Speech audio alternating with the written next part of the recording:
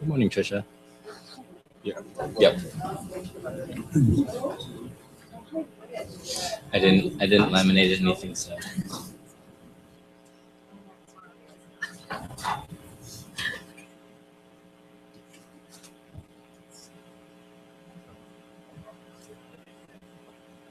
Commissioner Escovitz is online. Escovitz is online. Oh, he called. Commissioner Escovitz, are you still there? I am. Commissioner Kesher? Here. Commissioner Escovitz? Here. Commissioner Wasserman? Here. Commissioner Nguyen? Here. Chair Remke? Here. Okay, good morning, welcome. I don't have any particular remarks to start unless any of the other commissioners do. But we are going to have a. I'm sorry to interrupt. I'm having trouble Yeah, hearing sorry, that's me. Commissioner Escovitz. Okay, here we go. Good morning. I don't have any comments I was saying to begin. I'm just welcoming everyone, but we will have a brief presentation at the end, so I hope everyone can stay for that. Thank you. With that, is there any public comment on any items not listed on the agenda before we get started? Okay, seeing none, we'll go to item 2, an approval of the minutes. Did you have some comments on that, Commissioner Wasserman, some corrections? I made those edits. I just didn't distribute them yet. I put them up online. Can you just briefly say them so we all know what we're talking about? Yeah, I don't recall off the top of my head at this point. I noticed just some non-substantive. Okay, I believe it was just some things on the opening welcome remarks that were not worded properly yeah, so I think that was it. They're non-substantive. The ones that are out in the hallway now are the ones that have been corrected. Okay, they will be.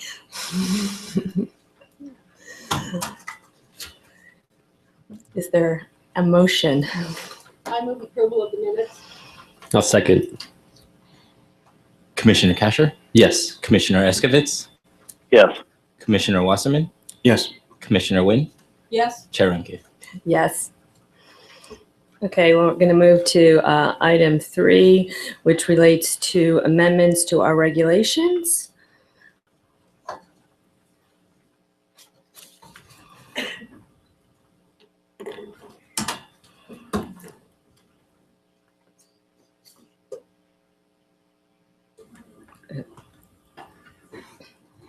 Good morning, Chairman Remke and Commissioners. I'm Lynn Rodriguez, Commission Counsel with the Legal Division.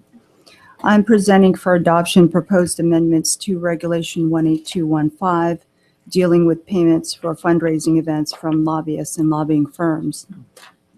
Last year, the legislature introduced ethics bills, SB 1441 and AB 1673, that changed the definition of contribution under the Act. This was in response to a highly publicized enforcement action involving a registered lobbyist who hosted in-home fundraisers and provided non-monetary contributions to dozens of officials whom he was registered to lobby. The statutory changes were intended to ban lobbyists from hosting fundraising events at their homes and offices for officials that they are registered to lobby. The legislative authors believed that allowing this activity presented a loophole, and that it not only had the appearance of impropriety, but that it could lead to illegal conduct. Previously, lobbyists were allowed to host fundraisers that cost up to $500 in their home, even though they were prohibited from making campaign contributions of any amount to candidates for offices they are registered to lobby. Now, one of the bill's authors said that this practice really didn't make any sense, that a, quote, lobbyist can't buy lunch for a legislator for over $10, but could provide elaborate exclusive dinner parties simply by stating that it is a fundraiser under the $500 limit. That author, Assemblywoman Cristina Garcia, said that, quote, these in-home lobbyist events fly under the legal radar, and I think that they should be banned. The other author, Senator Ricardo Lara, stated that statutory changes help eliminate a distraction by, quote, disallowing fundraisers at the homes of lobbyists and in their firms. The legislative authors believed that by clearly prohibiting such fundraisers, the new law closes that loophole and eliminates any ambiguity. The statutory changes provide that payments for the cost of fundraisers held in the home of a lobbyist or the office of a lobbying firm, regardless of their budget, are campaign contributions attributable to the lobbyist for purposes of Section 85702. This is the section that prohibits lobbyists from making a contribution to an official he or she is registered to lobby. In effect, it was intended that if a lobbyist hosts an in-home fundraiser for an official he or she is registered to lobby, it would be a prohibited contribution to that official. The legislative record and the author's comments are clear. This is the intent behind the statutory changes. The proposed regulatory language was published and noticed to the public in early January. The statutory changes became effective January 1st of this year, and we believe that the Commission should provide guidance in applying the statute as soon as possible. We did receive one public comment last week. I spoke with Mr. Hiltak, who represents IGA, the Trade Association for Registered Lobbyists, and he suggested that the effect of the law could be avoided by reimbursing lobbyists hosting an event at his or her home so that no payment would be attributable to the lobbyist. We believe this practice circumvents the law and is contrary to its stated purpose.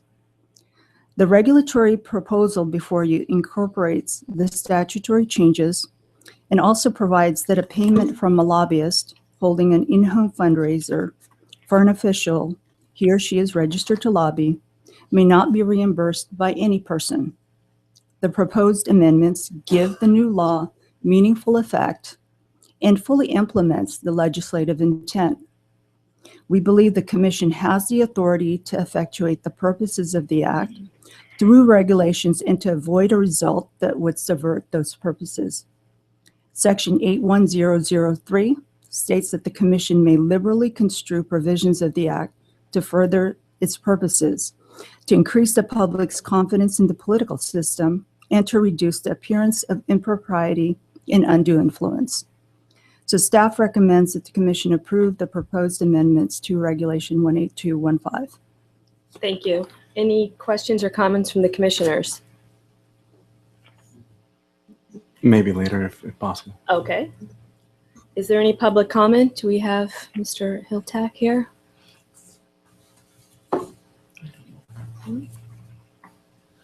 Good morning, Commissioners. My name is Tom Hiltak. I represent the Institute of Governmental Advocates. I would just point out that IGA actually didn't take a position on this bill last year.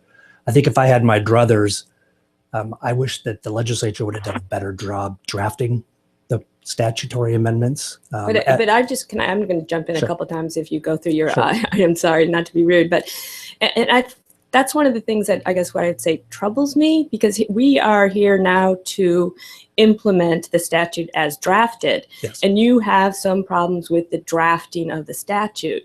So we're stuck with the language, as are Understood. you now. Understood. Yeah. I think frankly, had the legislature not extended the ban in this particular case to cohabitants, whatever a cohabitant is, and that's one of the requests we made actually, is to further define that, that perhaps I wouldn't have had any comment about the proposed regulation. But wait, that was in the statute, not in the regulation. Understand. Okay. The contribution ban as it exists now has been upheld by the courts because it's been very narrowly tailored. So this commission has for a long time said that the spouse of a lobbyist, my wife, is free to make campaign contributions if she desires. She can even use our joint checking account to do that. But this ban now, and this limited exception of a $500 contribution, which was not a contribution under the prior version of the statute, that my wife would be similarly prohibited. Furthermore, the contribution ban was always limited to persons to whom the lobbyist had an occasion to lobby. So as a state lobbyist myself, I could have made a campaign contribution to my local city council candidate. But again, can I just jump in? Because Sure. I think that statement is your concern regarding, is this broader than that ban on lobbying. Right. The prohibition. And again, I think as Emmeline pointed out in her memo and in the regulation, the reference back to, what is it, 85702? Right. Ties that together just as it did in the statute. So I guess our position was simply that there are a couple other areas that we think could use some refinement, and they all ought to be considered at the same time. And that our suggestion was simply that we just withhold adoption of this reg for now and consider the other issues that are brought about by this statutory change and consider the package together so that there is a complete understanding of how all of this works in the real world as it applies to whether to spouses or cohabitants or to. Well, it says cohabitants. And I Understand. think a cohabitant is anyone who lives in the house. And I guess I would go and reference back to the legislative intent, which you can see some of that in the bill analysis. I noted you quoted from the bill analysis at one point, but another portion of the bill analysis, when it was according to the authors, and again, I think Emmeline pointed it out, it says, we are authoring SB 1441, which bans fundraisers from being held at the home of a lobbyist. I mean, I don't think we could be any clearer on the scope of this. I understand. I think there are constitutional implications to that should be considered. The term cohabitant is used throughout the body of the law. It is not used the same way. We cited a number of statutes where the term is used. So we think that there's there should be some interest in the commission in helping to define that term. I obviously am a married person. I have a 25-year-old son who I hope does not come back home at some point in his future. But if he does, is he a cohabitant if he's there for 30 days? Is he a cohabitant if he's there on a weekend? I think And so- if you're saying, can he hold a fundraiser at your home and you're a lobbyist, I think the answer is pretty clear, no. Okay. And I think that's a subject for debate. And I think that there's a subject for debate because of the law and the Constitution. And I think the commission in the past, when dealing with these issues, has been concerned about constitutional implications in that regard. And that's what we're simply suggesting, is that they take a step back and consider those implications before we move forward. But with that, I understand your position. Okay. Anyone else?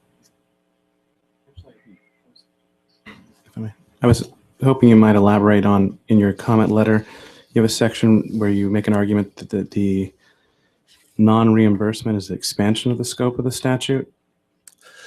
Yeah, so the current, again, this kind of goes back to the way this bill was drafted, in my view. We have a contribution ban in statute, and it seems like it would have been easy for the legislature, and frankly, we suggested to the legislature that simply incorporate this provision in that statute.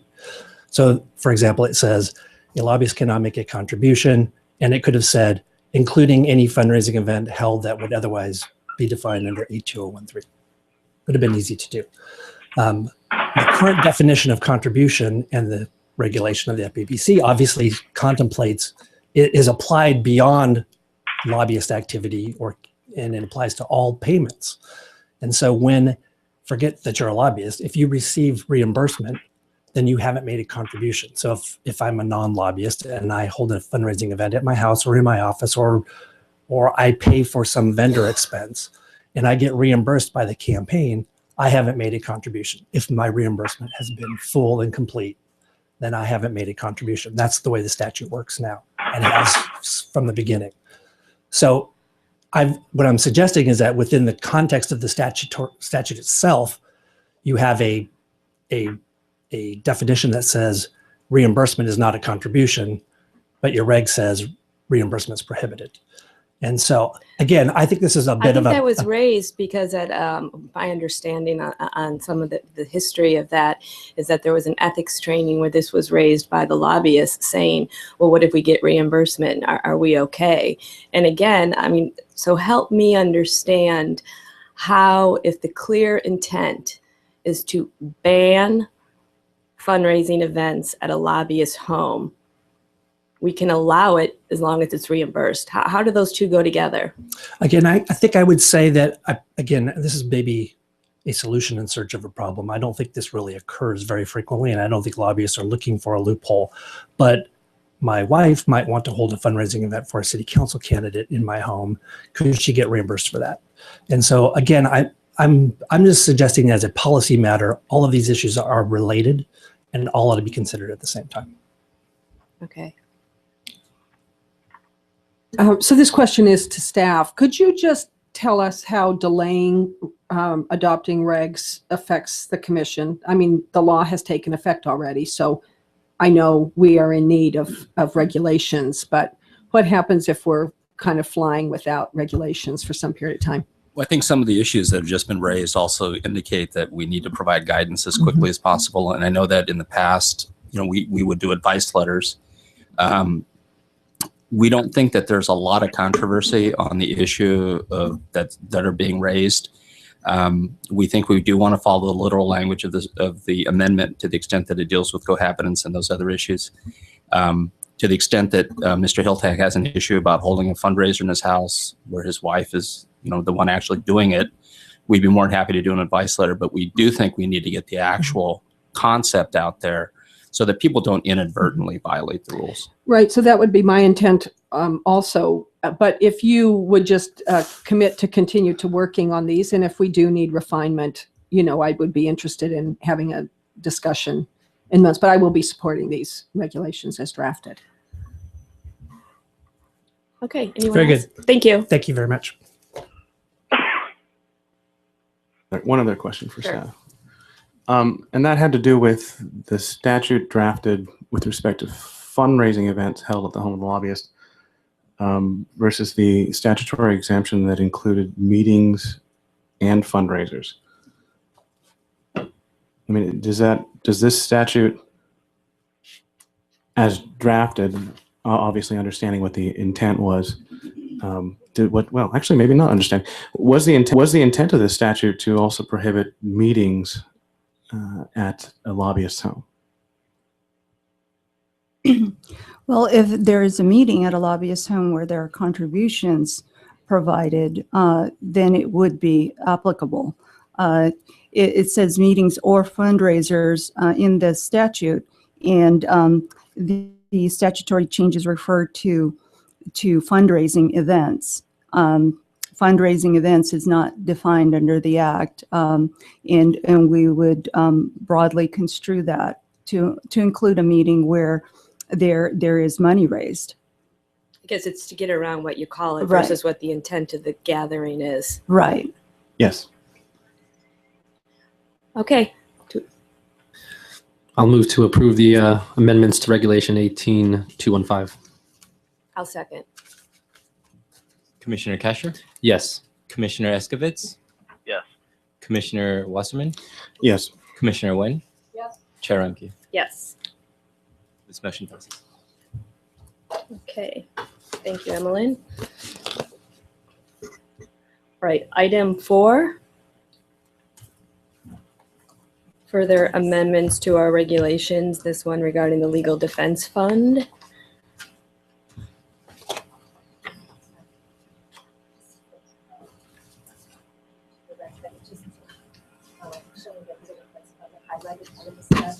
So just so everyone can hear, yeah, this is just the actual regulation itself showing the amended language.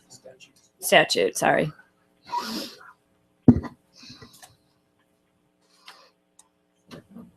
Has that in the audience? I'm Hyla Wagner with the Legal Division. And the next item up is a minor amendment to the Legal Defense Fund regulations. The Legal Defense Fund provisions for state candidates came into the Act in 2000 as part of Proposition 34, which imposed campaign contributions on state candidates. So the Legal Defense Fund rules provide that a state candidate or office holder, if they're subject to a legal dispute arising out of the election or their governmental duties, they could raise funds in a separate account not subject to limits for the purpose of their legal defense. And similar provisions were added to the Act and regulations for local candidates in 2007 and 2008. And in order for campaign funds or legal defense funds to be used, the legal action has to arise out of the election campaign or the office holder's governmental duties.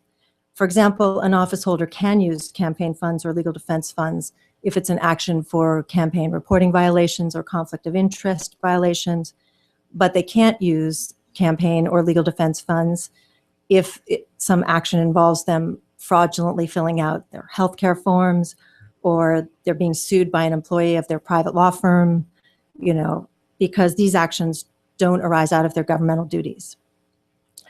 And the initial legal defense fund regulation was tightened up in 2007 to its current form when it came to pass that some state office holders were raising legal defense funds in anticipation of maybe being subject of legal action someday. So the regulations were changed to require that an office holder has to be involved in an actual lawsuit or investigation. They have to specify the legal dispute, and they have to use all funds for that dispute. So under the Act, these legal defense funds can only be used for attorney's fees and other related legal costs for the candidate's defense. And the legal defense regulations defined the term attorney's fees and other related legal costs. So there was another pair of ethics bills that became effective in January, and they amended the Act in Section 89513 to say that the use of campaign funds and legal defense funds, to prohibit the use of campaign funds and legal defense funds to pay fines or penalties if they arose from an improper personal use of campaign funds or from bribery under Penal Code Section 86. And one of the ethics bills took the definition of attorney's fees and other related costs from the regulations and put it in the statute. And that's the section that I just passed out, UC 85304. It's added down there, the highlighted. It says it's adding in D the definition of attorney's fees and other related legal costs. And the only change it made was adding that, saying that attorney's fees and other related legal costs, before the legal defense fund said you couldn't use it to pay a fine, penalty, or judgment at all. And now it says you can only use it to pay a fine, penalty, or judgment as authorized by this other section, 89513C. 89513C, if you want to, and that provides that you could use funds to pay for fines and penalties for parking tickets incurred in your governmental work, or other actions that you could, that the Act permits you to pay attorney's fees for. But in no event can you use them for improper personal use of campaign funds or for fines arising from bribery. So it just is the little change to the regulation is matching the change made to the statute. So I've been trying to grasp this, as you know, because to me, I understand that this was this is a result of the reform legislation. But if I'm understanding what you're saying, the legal defense fund, previously you could not use for any fines, correct? No fines, no penalties. Right. And we've reformed it to now allow those funds to be used for fines and penalties. I understand with certain exceptions or narrowing. Is that fair to say? In my editorialized way? Yes, it had that effect. Okay. I mean, it tightens up the one section, but it ends up, permitting a little bit additional use under legal defense funds but it keeps the same standard in both sections now, what you could use campaign funds and what you could use legal defense funds for. Right. And I understand. I mean, we have to be consistent with the statute. I'm just pointing out that this isn't our policy decision, but yet it's the decision that we're complying with, which is to actually allow legal defense funds now to be used for fines and penalties. Yes, with those new qualifiers. It's not, but not those from personal use of campaign funds, not those involving bribery. Okay, thanks. Any other questions? Okay, any public comment on item 4?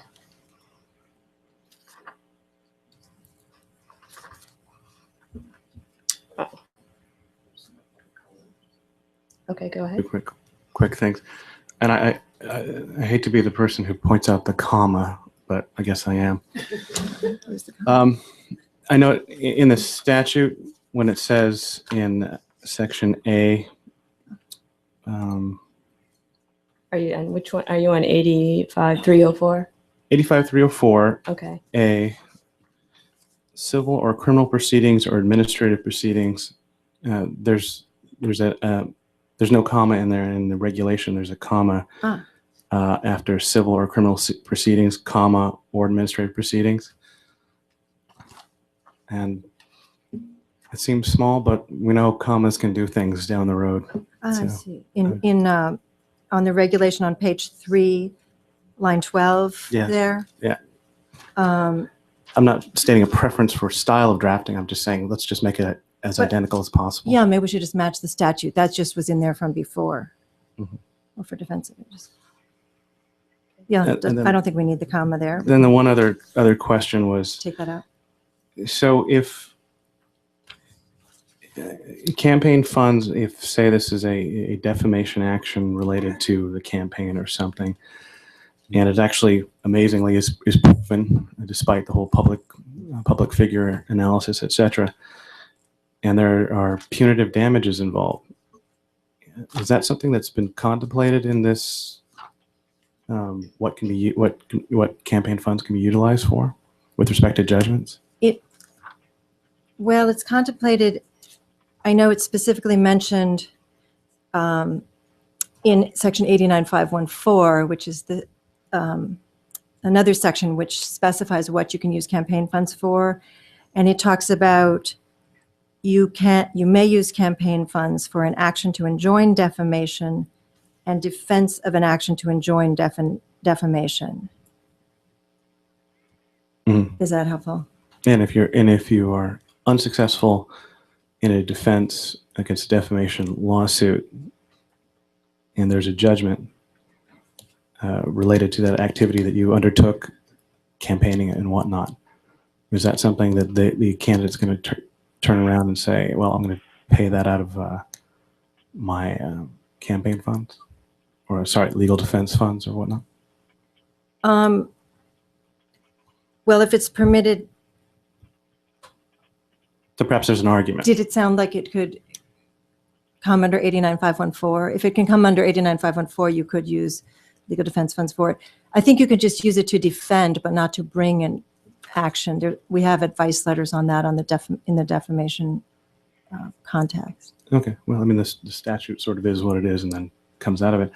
And I guess the last question, I think it was clarified for me, but I wanted to share that, is that, so in the civil context, about the time that you can raise money and spend money in legal defense is when there's a filing. So any pre-filing attorney's fees or whatnot, you would have to secure with personal funds or whatnot, but you could thereafter, after filing of an actual civil proceeding, then begin to raise money to basically reimburse yourself for what you put forward that was squarely within what you're allowed to use funds for?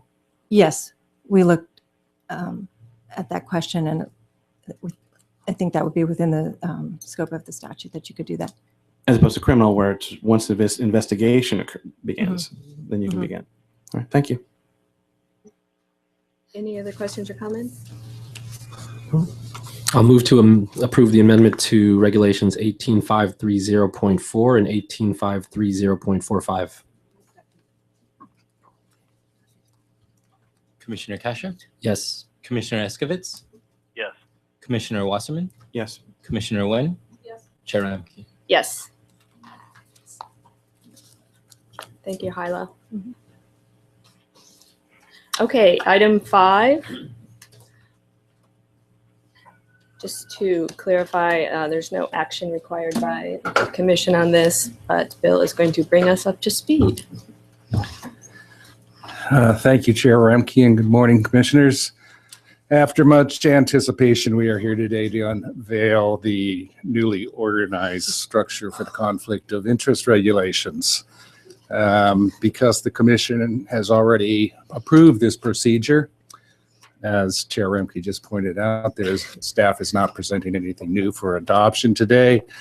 But the matter is, we're here to keep the commission up to speed and to notify the public that the switchover now is official. There is one small item that changes from the package that was presented to you today, and this was the item that was mentioned in Mr. Mason's comment letter at page 2, line 14, that begins government agency means any state or local agency. And then we had crossed out or any entity or organization acting as a governmental agency as determined under regulation 18700.1. We do not have that in 18700.1 anymore. So we just need to cross out the as determined under regulation 18700.1 and leave the language that precedes that back in there. So again, that's a non-substantive change, more of a clarification because we crossed out too over-deleted. much. Yeah, we overkilled We it. got excited and kept crossing Yeah. out. Okay. All right. Pen slipped. So the rest of it, though, is showing how this section looks as of now That's correct. and where everything fell into place. And we have a couple, well, one step left and some possible cleanup on this in the future. We have, next month, we will present step 3, which is public generally, and then there's one more step after that, which is making or participating in a governmental decision, and then any cleanup. Okay. I hope there won't be too much. Any questions on item 5 and the conflicts of interest? Oh, sorry, go ahead. Well, I'd just like to thank staff for this. When I started on this commission, the conflict stuff was just impossible to understand, or way too many steps. So I really appreciate your willingness to really tackle this issue. And I think we're all going to be better served by it. Thank you. Thanks. Go ahead.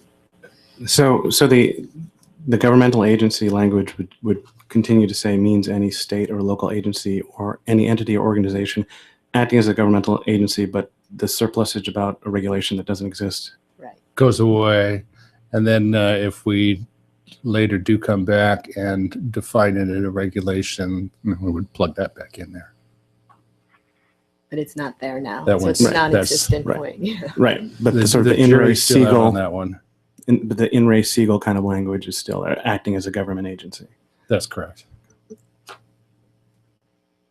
Okay. Any public comment on item 5?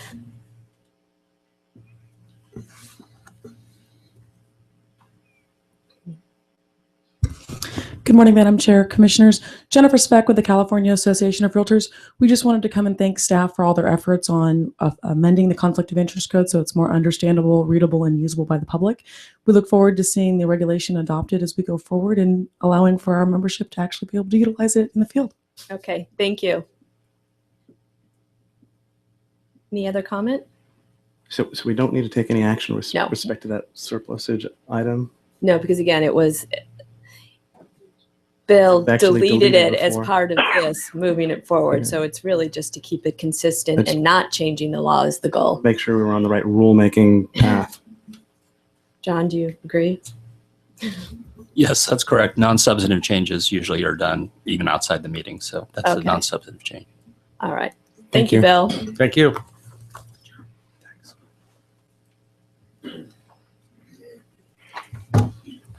Okay, we'll be moving to enforcement. We'll start with item 6, which is also a no action required.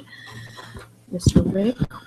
Good morning, Madam Chair and members. I'm Gary Wank, Chief of Enforcement. I have with me Galena West, who's currently a staff counsel 4, but will be also serving as the interim enforcement chief starting March 1st. So she's getting her first taste of the joy of being at the table. Welcome, Galena. I would just like to say I'm really glad we have Galena, and I know she's going to do a great job stepping into Gary's shoes as the acting chief. Thank you. So item 6 is pretty straightforward. When we've had campaign money laundering cases, we've gone after the disgorgement. This was a case from the October 2014 agenda. It's a small amount, but we really just put on for informational purposes so you know that we followed up and received the money. Okay. Any questions or comments on item 6? Any comments from the public on item 6? Okay, seeing none, we will move on. How did I miss? to the consent calendar, which I have marked on. It's 7 through 25, is that right? Yes. I hear it is right. Okay, so items 7 through 25. I'm going to pull item 12 from consent. Do any other commissioners have any items they'd like to pull from consent? It's Commissioner Eskovitz. I'd like to pull 13 and 17 from the consent calendar. Out of an abundance of caution, I'm not going to participate in consideration of those. Can you speak up a little? I believe you said items 13 sorry. and 17, correct? 13 and 17, yes. Okay, thank you. Any others? Okay, do the commissioners have any comments or questions about any remaining items on consent? I will jump in then, and I will start. I do have, I guess I would say, a couple comments. And I'll start with numbers 7 and 11, which, wait, make sure I have this right now. No, I don't. Sorry, my numbering's off. Yeah, sorry. 8 and 11, which are two default decisions. And in both of these cases, enforcement was able to obtain a waiver from the respondents as to their procedural rights. And I would just point out, I guess I would say, my concern on these two particular waivers. So again, 8 and 11, and I think they're probably the back page of both exhibits. In particular, I guess I would call these conditional waivers, because as you can see, the language says that I waive my rights, blah, blah, blah. However, this waiver is made with the following conditions. And those include, it does not constitute an admission. The default recommendation by the enforcement shall be this penalty, this violation, this fine. And then, however, this is all null and void if the foregoing conditions are not met. And both the, what I call conditional waivers, are similar in both 8 and 11. And I guess from my point of view and my philosophy would be either someone's in default and they're not participating and they've waived their rights and we move forward on the facts we have, and that's the end of the story. I guess I'm concerned by allowing someone to, what I would call, participate with conditions and some control, but no admission. But still, I would say, I don't want to say tie our hands. And I understand that enforcement wants to move these cases forward, and getting waivers obviously moves them forward. But I also know that we have used in the past, and I would encourage us to continue to use waivers without these types of conditions. So again, I just alert that to my position on these waivers, and I guess in the future, I would be less inclined to go along with it. I don't think it's the right public policy. 99% of our cases resolved by stipulation. If we can't get someone to an agreement, then that's why we take them to a hearing and we go forward on the strong facts we have. So that's my comment. I don't know if the commissioners have anything else on that issue. I'd just like to mention that I share in the chair's concern about, in particular, allowing for the waiver to constitute, to not constitute admission in any way. I don't know that we should give them that out if it's a default. That can be taken out, I think, and I'd prefer that not be included as well. Good. I don't know if you want to. So when I read it, I didn't read it exactly like that. I hear what you're saying, and I'll watch for it in the in the future. I did call Gary about this one, and was wondered, like, why is there a default when he did agree to the maximum fine? I have this, if they're not going to really cooperate, they need the maximum fine when there's been a history of it. But I was persuaded by Gary with the maximum fee and efficiencies, that this was a good deal. I hadn't really thought of it the way you mentioned it, and I will watch for that in the past, because I agree. I think that's, kind of questionable. Okay. Yeah, and I mean, along the same lines as Commissioner Nguyen just mentioned, that was kind of my concern on item 11 as well, with the conditional waiver. and it's a default, but yet then on page 5 of the exhibit, we are to some extent giving the respondent credit and not a higher penalty because they cooperated. Again, to me, it's either you cooperate, you go to a stipulation, or you enforce your rights and go to a hearing, or you're in default. But again, that's me. I guess it's Commissioner Eskovitz, and I'd like to hear Gary's perspective on this. But I guess the question I had was, if the agreement here doesn't constitute a waiver, and the conditions are not met, then aren't we back into default, into the situation where the default applies? Ready for me? I'll let Gary start. Oh, thank you. It's Gary Winnick again. I appreciate the points the commission is making. Part of the reason we created this was for a fairly specific circumstance where there was someone who did not want to admit it, and if they get to a default stage, regardless of through it's a waiver or an actual default, you're not making an admission. So then it's a question, at least it was a question in my mind, of how soon can we get there? If someone is not going to sign a stipulation and they want to go to a default, they're still required by us to provide them with a notice of a probable cause and all the accompanying timeframes and work that entails providing that notice that they're not going to do. So my perspective on it was to sort of hit go quickly to get us to the default stage. I think, Commissioner Casher's point about 2A, which is the waiver is not constitute admission, really can be taken out because it almost goes without saying a default is not an admission regardless of whether that's in there or not. And the chair had previously made the point to me, which I thought was an excellent one, that it shouldn't be our job to tie the hands of the commission in their action. So this is actually sort of version 2 of the waiver, where the commission still has the ability to take other action. So all we're really agreeing to in the waiver on our end in terms of what we're giving is to say that our recommendation won't change. In other words, that we won't sandbag somebody and say, yeah, sign this waiver, but then when we get to the commission, we're going to change what our recommendation is because we wanted to be able to deal in good faith in that, and that if we didn't meet our obligations or if we went forward with another action based off of the same set of facts in the future, that would be the enforcement division dealing in bad faith, and then we would not, then the waiver wouldn't be still valid and they could assert their due process rights. That was our intent in doing that. It's obviously the commission's job to set the policy on it, and we'll follow whatever direction you have.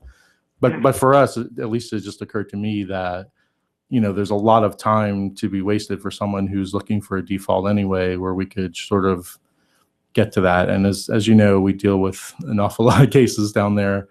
It was just our way of doing efficiency, but it's the commission's job to set policy. And if there are policy concerns that override that, then, certainly we understand. Okay. Any other questions or comments on 8 or 11 while those are up? May I just request one thing? Yeah. It generally takes 3 commissioners to direct us to do something with the majority. We're happy to do whatever you want to do, but if we just get some clear direction for the commission going forward, how we should handle these, we'll just execute that. Well, I would propose that we don't use the conditional waivers anymore. Again, I'm looking at a prior one, which just straightforward. I understand my rights. I've waived them. That even keeps in, this is not an acknowledgement. Again, my points and my concerns are laying out in a waiver what the fine is going to be, what the violation is going to be, which I do think ties our hands. And then number 2, what I don't want to see is that if we change it because it's a default, in which we're entitled to do, that all of a sudden the whole package is null and void. I understand you have to deal with them in good faith, but again, that's not our decision is to do what's right based on the facts. So. Right, but I think this actually allows you to take any action you want to take. The commitment really is on our end, just to live up to our word. Well, that's not how it reads. The waiver shall be null and void if any of the foregoing conditions are not met. Right, but the foregoing conditions are that we will make that recommendation that we're not going to pursue anything beyond that if you adopt the default. That's Well, then the this needs commitment. to be redrafted because it says, I hereby waive my rights. I understand and agree this case will proceed to default. I waive the notice. However, this waiver is made with all the following conditions. Right. Blah, blah, blah, blah. If those conditions aren't met, meaning that the default recommendation shall be for one count. So you're saying that this is all you're recommending, but we can still do whatever we want. That's the Right, way. I drafted That's how I interpret this. That was kind of what I was driving at before. I think this is a commitment on behalf of the enforcement division for the recommendation, but not on behalf of the commission for the ultimate disposition. And if we need to clarify that language, I'm happy to do that. And again, whatever you guys want to do is fine. I just want to have a clear understanding what you'd like to see brought back. But that was our intent in drafting it that way. Okay, that's not how I read it. But even if that is the intent, I guess my issue still goes to the bigger policy concern about either someone participates and reaches a stipulation, which I feel, is a very generous opportunity to resolve something quickly where they have a say in the wording of the stipulation. Obviously, it's always negotiated along with the fine, or they object to entering into an agreement and they go to a hearing, or they don't participate and there's a default. I mean, I guess we've created a hybrid, which I'm personally not comfortable with, calling it a default, but yet they're participating and getting some benefit of that. That's my position. I would just throw one more fact in just for your consideration. The other benefit, at least from my perspective, about the waiver default is we generally get the check and don't have to go into collection proceedings. Again, whatever the policy is fine. But Perhaps we could just bring this up at another event if no one's prepared to decide right yet. Yeah, we'll take further consideration and thought, and then we can bring it up at a following hearing as to how we really want to use the default or what the default rules really allow for. So I'll ask legal to bring that back to us as well as possibilities for what we can do and what our procedures allow. Okay, anyone have?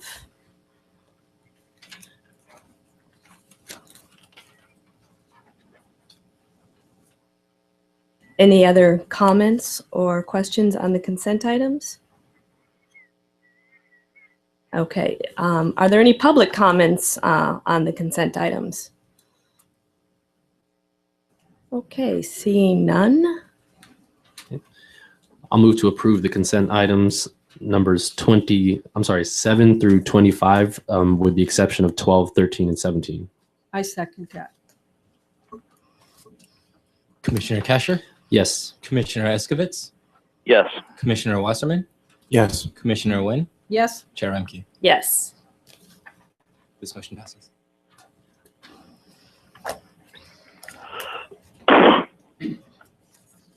Okay, now let's discuss those items that have been removed. We'll just go in order, starting with item 12, which I asked to be pulled.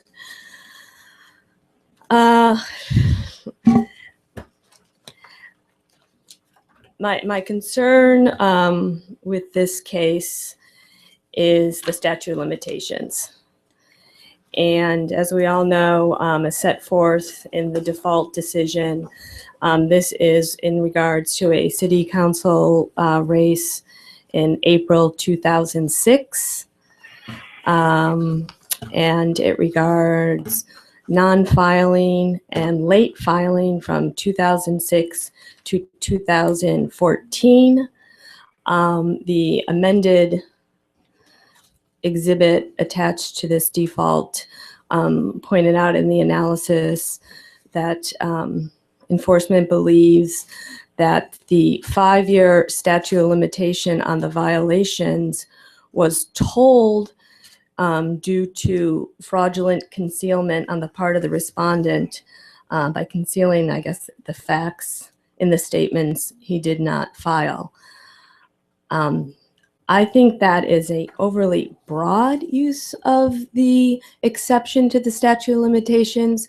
My understanding and interpretation of that, which obviously could be flawed, is that really it's about concealing the facts that lead us to understand the violations exist. Therefore, we weren't able to bring it within 5 years. As we know from set forth in this decision, we knew about the circumstances as early as April 29th, 2007, when we sent out a warning letter for his failure to file these statements. And again, I feel in a really uncomfortable position that I'm advocating that we don't pursue someone because it's too late, but at the same time, I think we have to hold ourselves to some timelines, and that's the whole purpose behind a statute of limitations. If any of that makes sense, yeah. I say that I raise it because I have concerns regarding counts 1 through 7, and I do feel that they fall outside the statute of limitations. Commissioner Wynn? Thanks very much. Yeah, when I read this staff report, I did notice, I said, why the long time between August 29th, 2007, when we sent, I think, our first letter, and then January 31st, 2011, when we sent them a second letter. So Sure. maybe staff could just address that. Yeah, thank you, Gary Wenk again. There were a couple of issues going on while we made this recommendation. Again, obviously, it's up to the commission. It's a default, so you have lots of room to do what you wish. The commission, this current version of the commission's direction has been, I think rightly so, to be aggressive, if you will, on non-filers, particularly ones that don't respond and get to a default stage and the penalty's gone to the max. Maybe we got a little too excited by that direction. But I was sort of taking that cue to try and apply it. I think with the warning letter, the issue was when we sent out a warning letter, we also asked that you fix that as sort of a condition of getting your first bite at the apple. None of those were ever fixed. And really, this particular respondent is just one of those 1 in 1,000 people who just absolutely does not respond, does not respect the commission, does not provide any kind of response to what is really a pretty straightforward issue. So we just felt strongly about the fact that they ignored the warning letter. We can spend a year debating whether it admits the language or not. I mean, it's obviously we think it does, and that's, you know, there's no, I think, case law or any interpretation on it. But obviously it's up to the commission. But that was what our thinking was behind going forward aggressively on it. So has this gentleman filed any of these late fees? So it's no. Well, wait, let me. So it was from 2006, 2007. Our warning letter went out. We didn't contact him again until 2012, and he did file late the 2010 through the 2012. Which at that point, he also terminated his committee. Okay. Sorry, and I apologize. You are correct. The ones that aren't charged were filed. That's correct. Okay.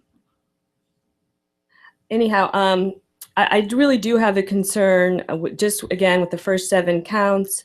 I think that considering that fraudulent concealment by simply not filing your statements, really the exception to the statute of limitation would swallow the rule, because anytime someone doesn't do an act or doesn't file a statement, we can use the exception to get around the statute of limitations.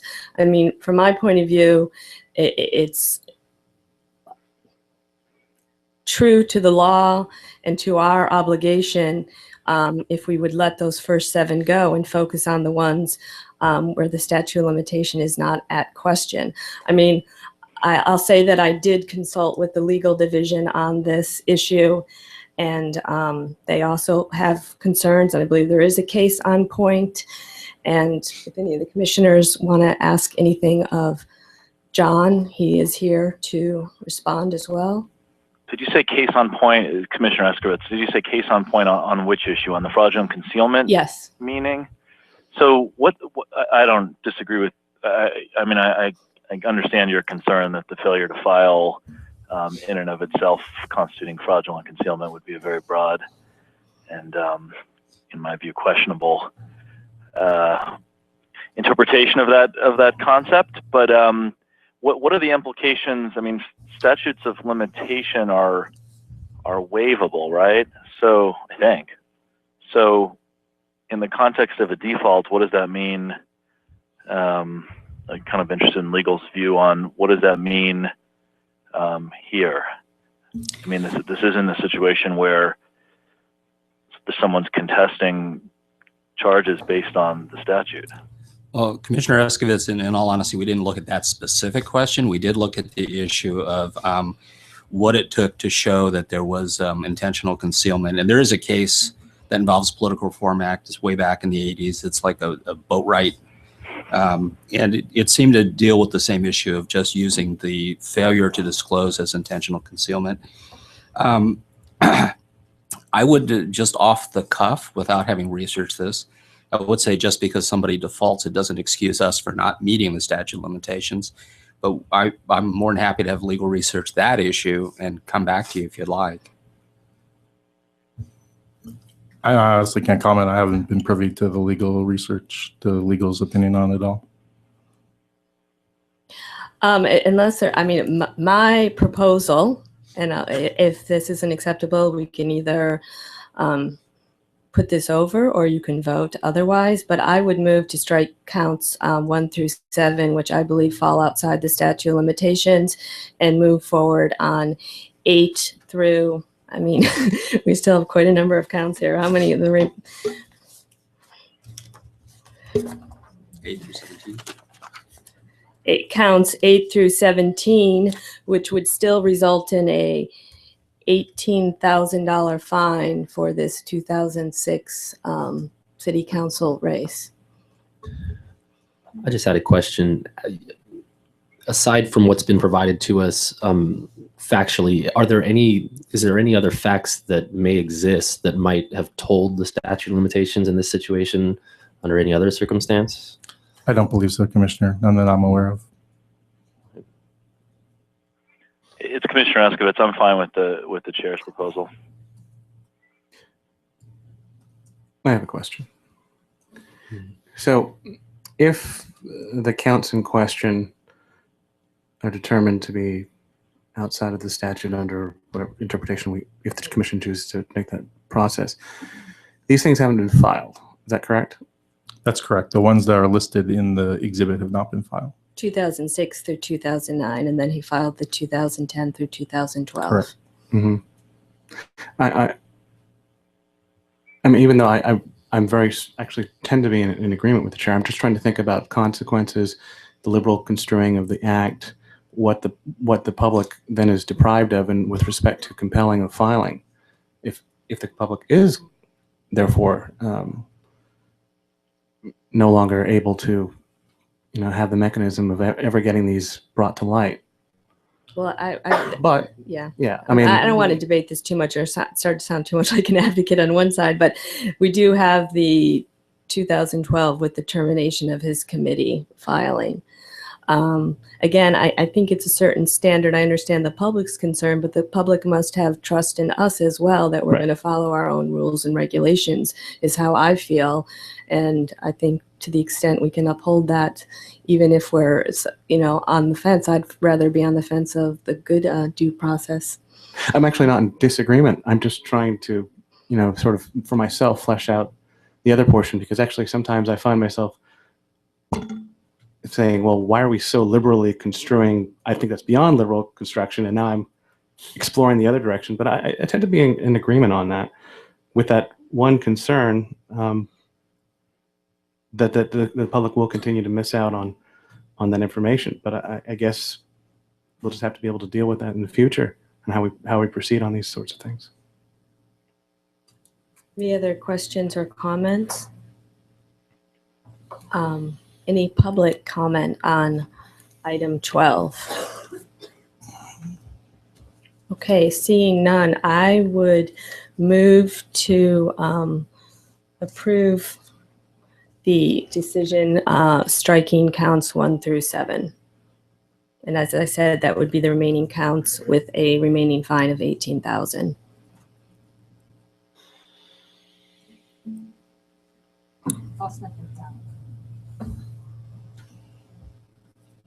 Commissioner Kasher? Yes. Commissioner Eskovitz? Yes. Commissioner Wasserman? Yes. Commissioner Nguyen? Yes. Chair Remke? Yes. This motion passes. Okay. Item 13, were there any questions or comments from the commissioners?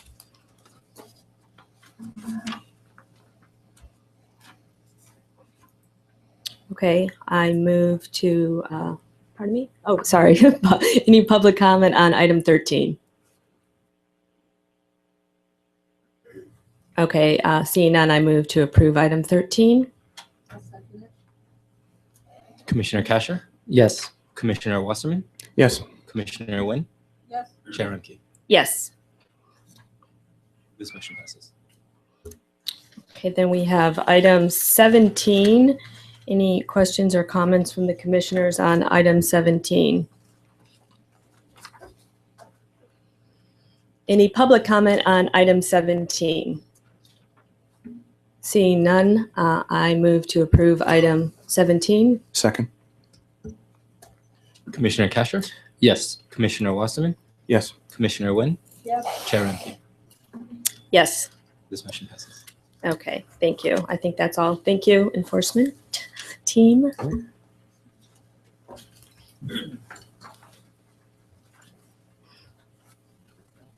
Then we have the executive staff reports.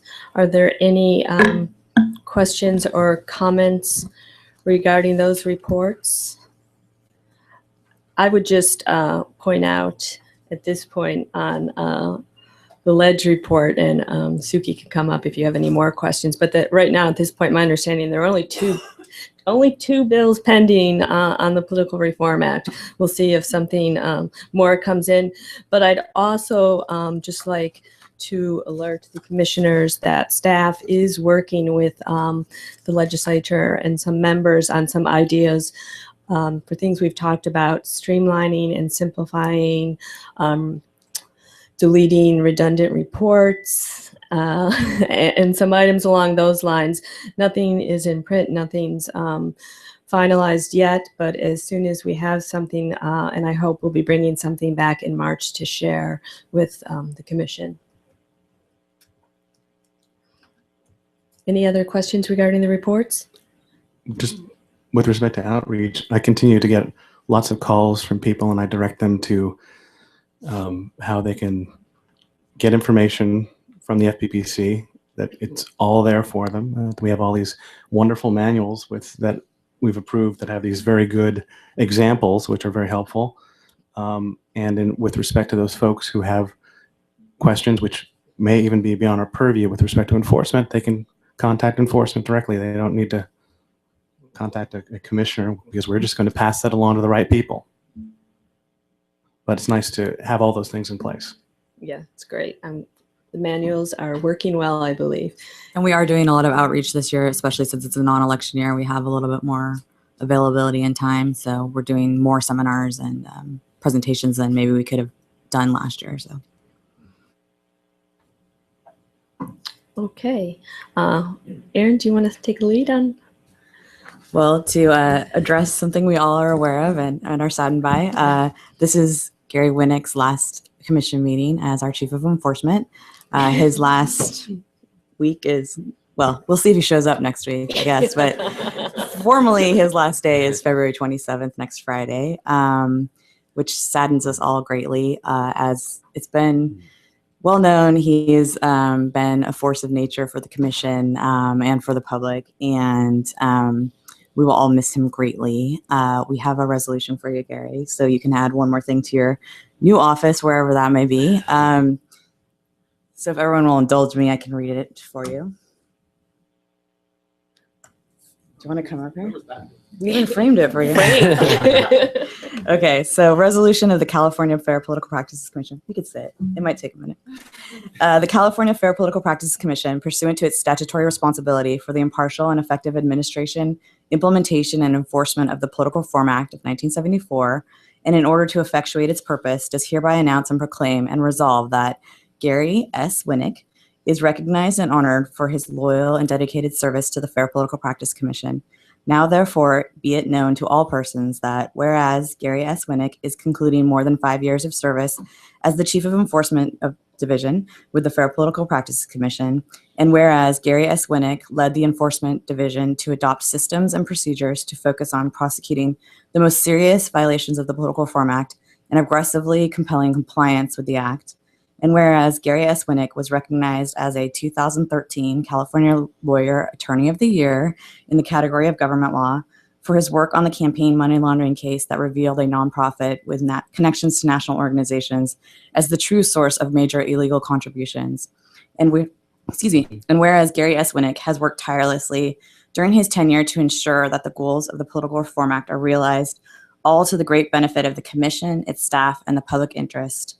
Now, therefore, be it resolved that the Fair Political Practices Commission, on behalf of its members, its staff, and the people of the state of California which they serve, does hereby extend to Gary S. Winnick its most sincere gratitude and appreciation for his loyal and selfless service and its best wishes for continued success.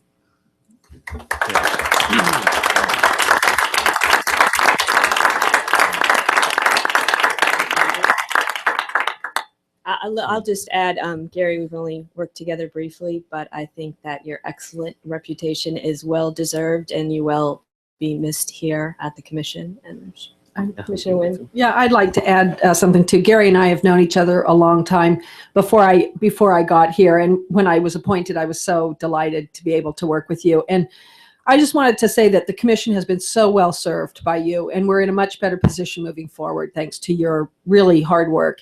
And just as a commission member, although you've been very hard driving and you come to these commission meetings and you're so well prepared and you're so deliberate in what you're presenting, but you've always been very patient, and really there's been give and take, which I really have appreciated with you because, as an enforcement person, you're very clear in your direction, and I totally understand that. But when the commission has a different point of view or has questions, there's never been defensive-ness. It's always been, oh, okay, I understand that. And that's just a really great thing. So the commission will miss you, and I really want to thank you, but I'll also really miss you as a commissioner because it's been nice to have a friend at the table. So best wishes.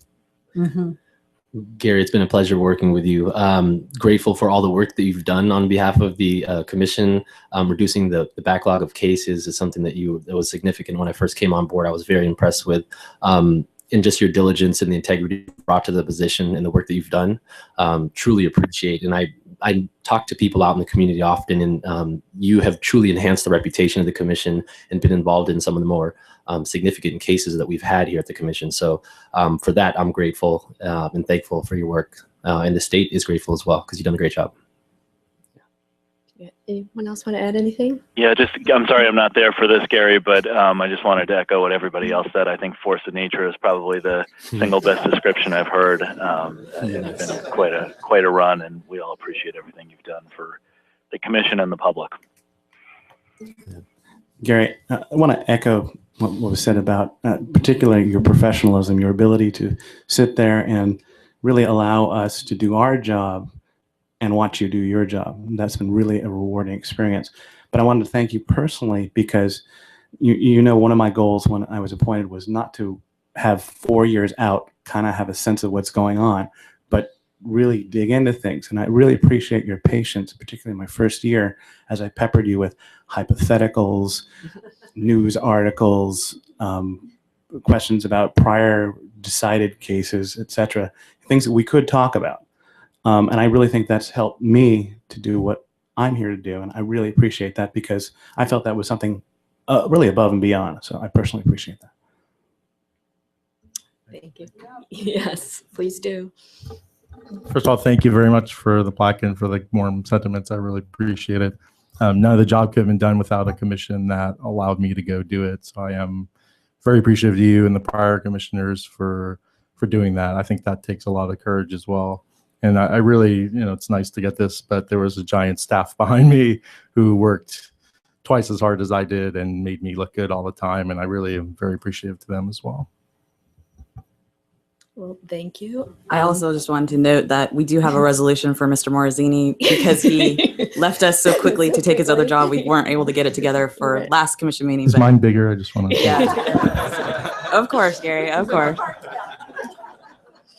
Okay, unless the commission has any other questions, I'll move to adjourn. I do have a question, Commissioner sorry. Eskovitz. I'm starting to bring this up. This could be Gary's last act. Did we vote on the consent calendar with the items removed? Yes. We did. Okay, good. Thank you. Okay. Commissioner Keshner, Yes. Commissioner Eskovitz, Yes. Commissioner Wasserman, Yes. Commissioner Nguyen, Yes. Chair Umke. Yes, thank you. Thank you. Good.